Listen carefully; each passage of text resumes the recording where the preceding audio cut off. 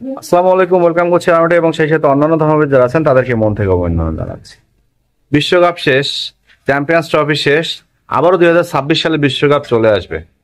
আমি এ কারণেই Indian cricket বোর্ডকে খুব চালাক মনে করি, এই কারণে বিসিসিআই কে খুব ভালোবাসি যে তাদের মধ্যে একটা প্ল্যানিং থাকে, মাস্টার প্ল্যানিং থাকে। কিছু করতে গেলে, কিছু জানতে গেলে, কিছু শিখতে গেলে তারা সেই প্ল্যানিংটা নিয়েই কাজ করতে জানে এবং সেই কাজটাই তারা আবারও শুরু করে দিচ্ছে। দেখেন 2026 সাল আসতে অনেক দেরি না, 2025-এর মাত্র 3 এপ্রিল চলতেছে, 2026 আসবে, সেখানেও এখনো টি-20 বিশ্বকাপ আসতে প্রায় একটা বছর দেরি।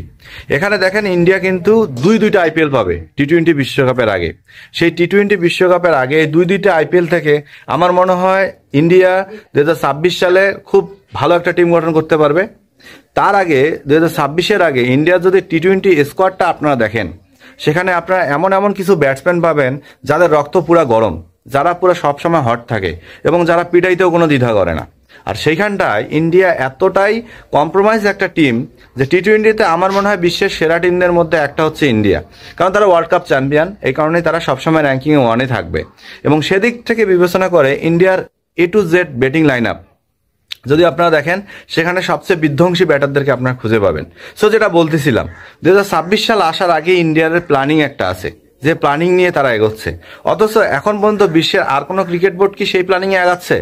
বিশেষ করে বাংলাদেশের কথা যদি বলতে যাই, বাংলাদেশ তো টি-20 ক্রিকেট কি সেটাই জানে না। তারা যে ঘরোয়া ক্রিকেটটা খেলতেছে, এই ক্রিকেট নিয়েও তারা প্রশ্নবিদ্ধ।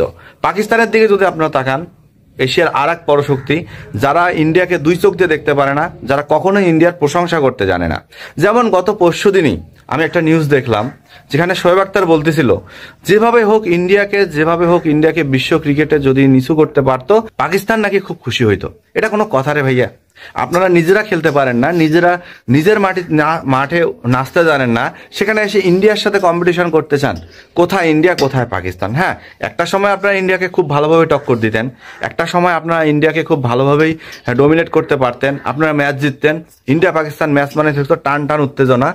এই পরিস্থিতিটা ধরেও এখনো ইন্ডিয়া পাকিস্তান ম্যাচের টিকিট 1 ঘন্টায় শেষ হয়ে যায়। কিন্তু আমার তো মনে হয় পাকিস্তানের থেকে বাংলাদেশই ইন্ডিয়ার সাথে ভালো কন্টেস্ট করে, ভালোভাবে ক্লোজলি গিয়ে হারে, এমনকি জিততেও পারি আমরা। ইন্ডিয়া বাংলাদেশ আসবে না, সেখানেও দেখবেন যে ইন্ডিয়া একটা না একটা ম্যাচ হেরে গেছে। 3টে ওডিআই খেলবে, একটা ম্যাচ হেরে গেছে। 3টে টি-20 খেলবে, একটা ম্যাচ ইন্ডিয়া হারবে। এবং পরপর ম্যাচগুলোতে আমরা ক্লোজলি ভাবে ইন্ডিয়ার সাথে হারবো। পাকিস্তান তো এখন তার ধারে কাছেও যাইতে পারে না। পাকিস্তানকে পাইলে আমার মনে হয় ইন্ডিয়া এখন মনে করে যে আমরা জিম্বাবুয়ের সাথে খেলতেছি। জিম্বাবুয়ে ক্রিকেট টিমের সাথেও ইন্ডিয়া এত সহজে জিততে পারে না, যেটা এখন পাকিস্তানের সাথে গিয়ে জিতে।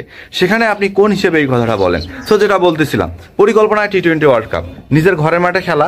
হ্যাঁ, এর আগে 50 ওভারে ওয়ার্ল্ড কাপ নিজের ঘরের মাঠে ইন্ডিয়া যখন আদি দিল অস্ট্রেলিয়াকে, পারলো না, ফাইনালে গিয়ে হেরে গেল, সেই ভুলটা আর ইন্ডিয়া করতে চায় না। সেখানে তারা নিজেই বলে দিছে যে আমরা এবার টি-20 ওয়ার্ল্ড কাপে সবচেয়ে ভয়ানক একটা টিম দাঁড় করাবো। যে টিমের যে প্লেয়ারগুলা খেলবে, সে প্লেয়ারগুলা কোনোভাবেই ওডিআই এবং টেস্ট টিমের সাথে যাবে না। তাদের কাজ হবে শুধু টি-20 খেলা। তারা আইপিএল খেলবে, বিভিন্ন দেশের সাথে টি-20 ম্যাচ খেলবে, তারা ঘরোয়া ক্রিকেটেও টি-20 ম্যাচই খেলবে। মানে তাদের মেজাজ সবসময় থাকবে হট টেম্পারেচার, তারা অলওয়েজ টি-20 নিয়েই পড়ে থাকবে। সো এইরকম একটা প্ল্যানিং যদি কোনো ক্রিকেট বোর্ড করে, তাহলে টি-20 ক্রিকেটারদের জন্য কতটা সুফল বয়ে আনতে পারে একবার চিন্তা করেন।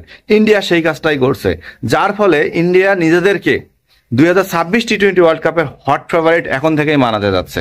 কারণ একটা মনে রাখবেন, যে কোনো ক্রিকেট বোর্ডের মার্কেটিং কিন্তু ভাই একটা বিশাল ব্যাপার স্যাপার। কারণ মার্কেটিং যদি কোনো ক্রিকেট বোর্ড করতে না পারে, আয় রোজগার কিন্তু কম।